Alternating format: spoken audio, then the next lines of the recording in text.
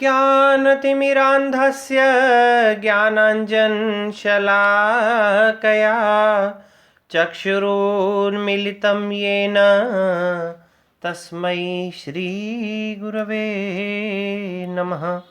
तस्मै श्रीगुरवे नमः। तस्मै श्रीगुरवे नमः। प्रिय विद्यार्थियों, अभी तक हम तर्क संग्रह के द्रव्यों के विषय में पढ़ रहे थे। तत्र द्रव्याणि पृथ्वी, द्रव्य गुण पदार्थ के विषय में द्रव्य गुण कर्म सामान्य विशेष, यहाँ तक हम पढ़ चुके थे। और पिछली कक्षा में हमने चर्चा की थी कि अब केवल दो पदार्थ शेष हैं, समवाय और अभाव। आज हम पहले समवाय के विषय में अध्ययन करेंगे। नित्य संबंधः समवायः। जो नित्य संबंध है अर्थात जो घनिष्ठ संबंध है, हमेशा रहने वाला संबंध है, कभी भी नहीं टूटने वाला, अविभक्त जो कभी भी अलग न हो सके, उस संबंध को समवाय कहते हैं। अयूत सिद्ध वृत्ति अर्थात यह अयूत सिद्ध वस्तुओं में, अविनाभूत वस्तुओं में विद्यमान रहता है। अब ये अयूत सिद्धि क्या होती है, इस पर देखें। ययोर द्वयोर मध्ये एकम अविनश्यत अपर आश्रितम एवावतिष्ठते तौ अयूत सिद्धौ। देखो, अयूत सिद्ध हमेशा दो पदार्थ होंगे। अब वो दो पदार्थ जो होंगे वो दोनों एक दूसरे पर आश्रित होंगे। एक है तो दूसरा है, और दूसरा है तो पहला है, और अगर पहला नष्ट हो जाए तो दूसरा भी नष्ट हो जाएगा, और दूसरा नष्ट हो जाए तो पहला भी नष्ट हो जाएगा। कैसे? ययोर द्वयोर मध्य, जिन दो पदार्थों के बीच में एकम अविनश्यत, एक अविनष्ट अवस्था में रहने पर, यानी विनाश से रहित होने पर, अपराश्रितम एवावतिष्ठते, दूसरे पर आश्रित होकर के रहता है, उन दोनों को अयूत सिद्ध कहते हैं। जैसे तंतु और पट का संबंध क्या है? समवाय संबंध है। ध्यान दीजिए, तंतु अर्थात धागा और पट अर्थात वस्त्र। एक शर्ट आप लेकर के आ गए, अब वो शर्ट जो है वो किससे बनी हुई है? धागों से बनी हुई है, तंतुओं से। तो तंतुओं का और धागों का और शर्ट यानी पट का जो संबंध है वो कैसा संबंध है? समवाय संबंध है, अयूत सिद्ध संबंध है। कैसे? परिभाषा को देखो। ययोर द्वयोर मध्य एकम अविनश्यत अपराश्रितम एवावतिष्ठते। आप मान लीजिए हमने उस शर्ट के धागों को आग लगा दी, ठीक है, शर्ट के धागों को आग लगा दी। अब बचाओ, शर्ट तो बचेगी या नहीं बचेगी? नहीं बचेगी। और अगर शर्ट को आग लगा दी जाए, उस वस्त्र को, उस पट्ट को आग लगा दी जाए, तो तंतु बचेंगे क्या? नहीं बचेंगे। यही संबंध अयूत सिद्ध संबंध है।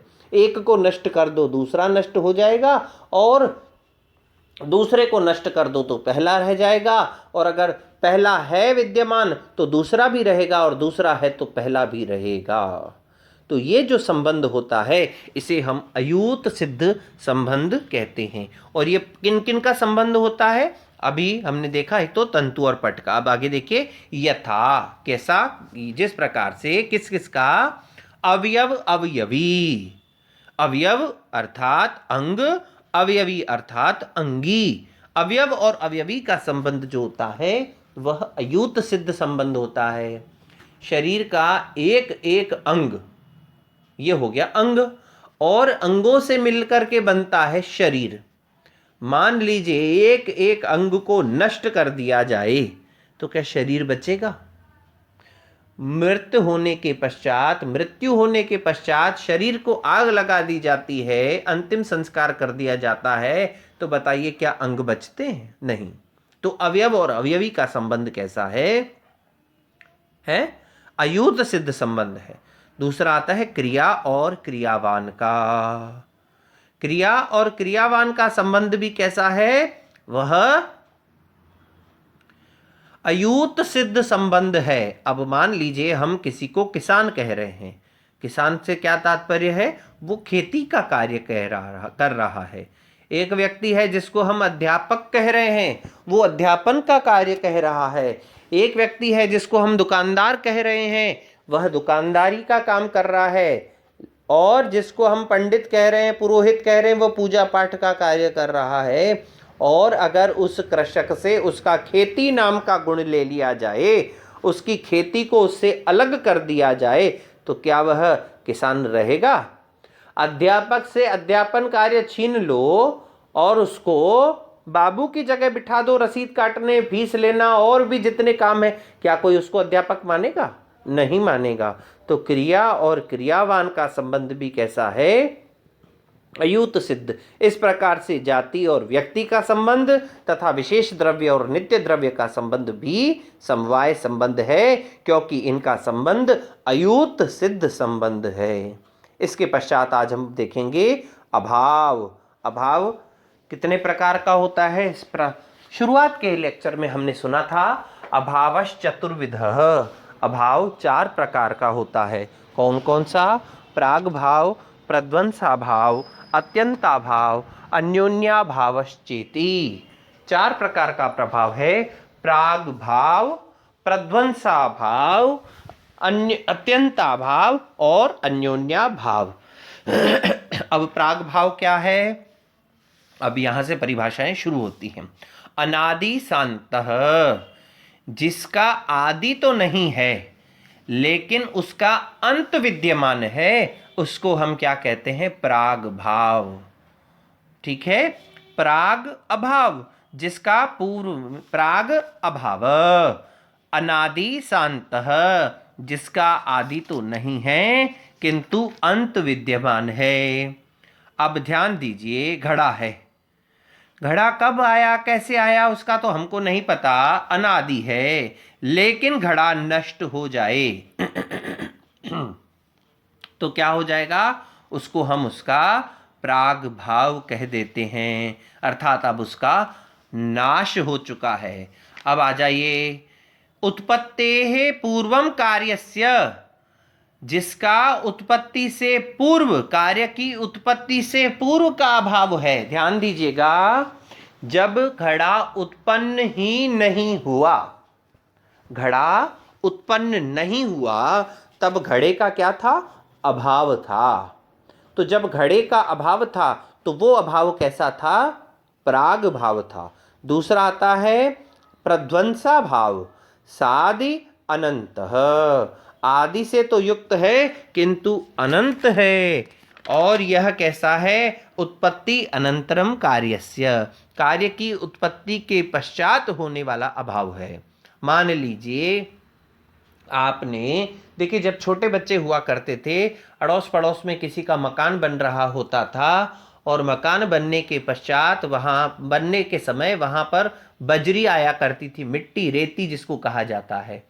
छोटे छोटे बच्चे वहाँ इकट्ठे हो जाया करते थे और उस रेती में, उस बजरी में विभिन्न प्रकार की आकृतियाँ, कोई झोंपड़ी बना रहा है, कोई घर बना रहा है, कोई विभिन्न प्रकार के फल फूल बना रहा है बैठा बैठा, और बना लिए। बनाने के बाद जैसे ही जा रहे होते हैं घर वापस, और उनको सबको क्या करके चले जाते हैं? नष्ट करके जाते हैं। तो वो जो नष्ट करने के बाद वाला जो अभाव है, उसको हम प्रध्वंसा भाव कहते हैं। ध्वंस कर दिया, उसका नाश कर दिया। यह कार्य की उत्पत्ति के पश्चात होने वाला अभाव है। तीसरा क्या है? अत्यंताभाव, त्रैकालिक संसर्गावच्छिन्न प्रतियोगिता को अत्यंताभाव। तीनों कालों में संसर्ग अर्थात संबंध से युक्त अभाव वाला। सीधी सीधी सी बात है, जिसका त्रैकालिक, 3 काल कौन से? वर्तमान काल, भूतकाल और भविष्य काल। जिस पदार्थ का त्रैकालिक अभाव हो, न तो भूत में था वो पदार्थ, न वर्तमान में है, और ना ही भविष्य में वह पदार्थ हो सकता है, उसे हम क्या कहते हैं? त्रैकालिक अभाव कहते हैं। और इसी को ही अत्यंताभाव कहते हैं। अब कैसे? एक शब्द आता है वंध्या पुत्र है। देखिए बड़ा अलग सा शब्द है, अजीब सा शब्द है, लेकिन शास्त्रों में कई बार उदाहरणों के रूप में इसका प्रयोग किया जाता है। बोलचाल की भाषा में हम जिसको कहते हैं बंध्या का बेटा, अर्थात बांझ का पुत्र। सबसे पहली बात, कोई स्त्री अगर बंध्या है या जिसको संतान नहीं है तो उसका पुत्र हो नहीं सकता, और अगर पुत्र हो गया तो फिर बंध्या कैसी? नहीं ना। तो बंध्या का पुत्र अभाव है, त्रैकालिक अभाव है। न तो वह वर्तमान काल में संभव है, न भूतकाल में संभव था, और न भविष्य काल में संभव होगा। तो ये जो बंध्या पुत्र शब्द है इसका हमेशा ही अभाव रहेगा। ये है अन्योन्याभाव, अत्यंताभाव। अब जैसे कहा भूतले घटः नास्ति इति, इस पृथ्वी पर घड़ा नहीं है, घड़ा नहीं है, आज तक देखा नहीं। एक और उदाहरण आता है आकाश कुसुम। हित्वाभास में आप इसको पढ़ेंगे, आकाश कुसुम। अब जो आकाश कुसुम है, कुसुम मतलब फूल, और आकाश मतलब आकाश में रहने वाला। फूलों के उगने के लिए पृथ्वी चाहिए आधार। क्या आकाश में उड़ता उड़ता सा कोई फूल कभी देखा है क्या किसी ने उगता हुआ? नहीं। उसका न तो वर्तमान काल में विद्यमानता है, न भूतकाल में था, और न भविष्य काल में होगा। तो ये कैसा अभाव है? अत्यंताभाव। और तीसरा है अन्योन्याभाव। फिर उसकी क्या परिभाषा है?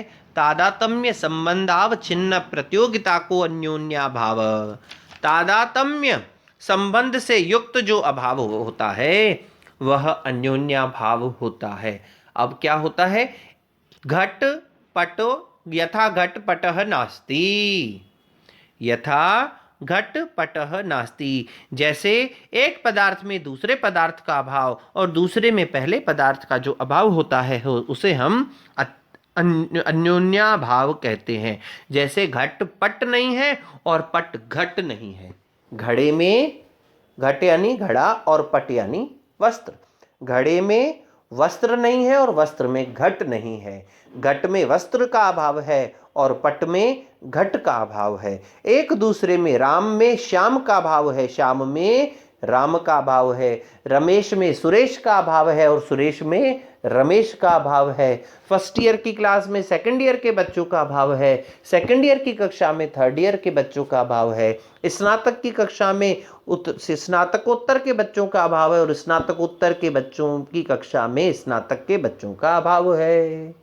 तो एक पदार्थ दूसरे में नहीं है और दूसरा पहले में नहीं है। अन्योन्य भाव का जहां अभाव होता है उसे अन्योन्याभाव कहते हैं। बस यहाँ तक ये संबंध था। सर्वेषां पदार्थानां यथा यथम उक्तेषु अंतर्भावात् सप्त पदार्था। सभी पूर्व में कहे गए पदार्थों में ही, इसके अलावा और भी जितने पदार्थ हैं उन सब का इन्हीं पदार्थों में ही अंतर्भाव हो जाने के कारण से सप्त एव पदार्था, सात ही पदार्थ हैं। दुनिया भर के और जितने भी पदार्थ हम मान ले भैया ये भी है, ये भी है, ये भी है, और अगर हम उनका ध्यान से अध्ययन करें, उनको ध्यान से देखें, तो ये जो सात पदार्थ हमने देखे हैं, द्रव्य, गुण, कर्म, सामान्य, विशेष, समवाय और अभाव, इन्हीं पदार्थों में उनका भी अंतर्भाव सिद्ध हो जाता है। वो इन्हीं में ही अंतर्भाव है, इन्हीं में ही विद्यमान है। इतना कह करके जो अन्नम भट्ट हैं उन्होंने अपने तर्क संग्रह ग्रंथ को समाप्त किया है। इसके पश्चात अब 3 पुस्तकें और है। पतंजलि कृत योग सूत्र है, श्रीमद् भगवद गीता है और मनुस्मृति है। अब इन तीनों में से किसी एक पुस्तक का अध्ययन फिर हम आगे से प्रारंभ करेंगे। तब तक के लिए ओम शांति।